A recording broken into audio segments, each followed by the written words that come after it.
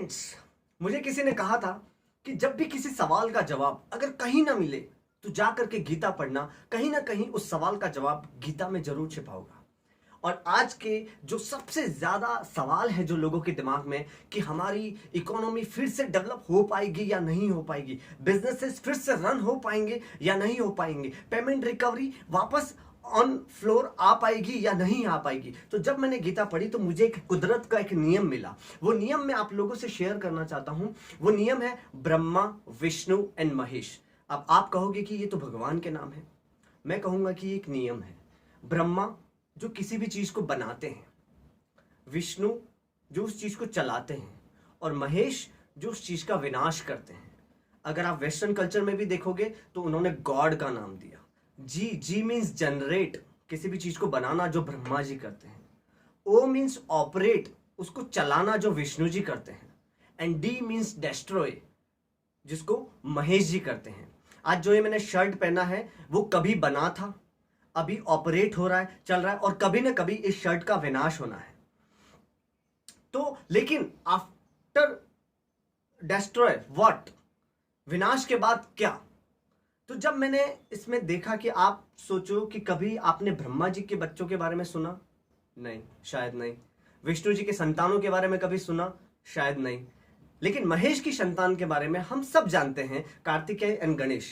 गणेश जी जो शुभ शुरुआत के प्रतीक है, एक होप के प्रतीक है। शुभ शुरुआत जो होती है वो गणेश जी से होती है। तो जब विनाश आ जाता है उसके बाद शुरुआत होती है। इतिहास गवाह है, जब फर्स्ट वर्ल्ड वॉर हुआ था तो जर्मनी पूरी तरीके से बर्बाद हो चुका था। लेकिन जब सेकेंड वर्ल्ड वॉर हो रहा था तो जर्मनी सबसे ज्यादा पावरफुल कंट्री थी, लीडेड बाय हिटलर। जब सेकेंड वर्ल्ड वॉर हुआ तो जापान पूरी तरीके से बर्बाद हो चुका था। लेकिन आज आप देखेंगे तो सबसे ज्यादा टेक्नोलॉजी, सबसे ज्यादा इन्वेंशन और सबसे ज्यादा डेवलप अगर किसी कंट्री ने किया है तो वो जापान है। आप इंडिया में देखेंगे तो आपको अगर शायद ध्यान हो कि गुजरात में सूरत नाम का एक शहर है जहां पे, जिसको सबसे ज्यादा अनहाइजीनिक सिटी के नाम से जाना जाता था। एक समय में वहां पे प्लेग बीमारी फैल गई थी, सबसे ज्यादा अनहाइजीनिक सिटी के नाम से जानी जाती थी। लेकिन उसके बाद अगर गुजरात में किसी सिटी ने सबसे ज्यादा डेवलप किया है तो वो सूरत ही है। 2001 में जब गुजरात में अर्थक्वेक आया था तो कच्छ जो डेवलप नहीं था वो पूरी तरीके से बर्बाद हो चुका था। लेकिन 2001 से 2020 तक में अगर आप देखोगे तो सबसे ज्यादा डेवलपमेंट कच्छ में हुआ है। तो इतिहास अगर आप देखोगे तो जब भी विनाश हुआ है उसके बाद एक रीसर्जन हुआ है, एक रीडेवलपमेंट हुआ है। तो अभी जितना भी विनाश हो रहा है, जितने भी लोग तकलीफ में हैं, जिनको लग रहा है कि इस बीमारी की वजह से उनकी सक्सेस रुक गई है, उनके काम रुक गए हैं, इकोनॉमी ब्रेक डाउन हो गई है, सब मंदी हो गई है, तो मैं आपको बता दूं कि वापस रीडेवलपमेंट, एक नया सर्जन होने वाला है। उसके लिए आपको अपने आप को प्रिपेयर करना है, क्योंकि ये जो शांति है ये तूफान से पहले की शांति है। इसके बाद डेवलपमेंट का तूफान आने वाला है। उसके लिए आपको सिर्फ दो चीजों पे फोकस करना है। एक है पॉजिटिविटी, मतलब आपको पॉजिटिविटी पे ही फोकस करना है, आपको अपॉर्चुनिटी पे फोकस करना है। अगर आपका ध्यान, जब आप कुछ चीज खरीदने का सोचते हैं, अगर आपने सोचा कि आपको ऑडी कार खरीदनी है तो आपको हर जगह बाहर ऑडी कार दिखेगी, क्योंकि आपका फोकस उस कार के ऊपर है।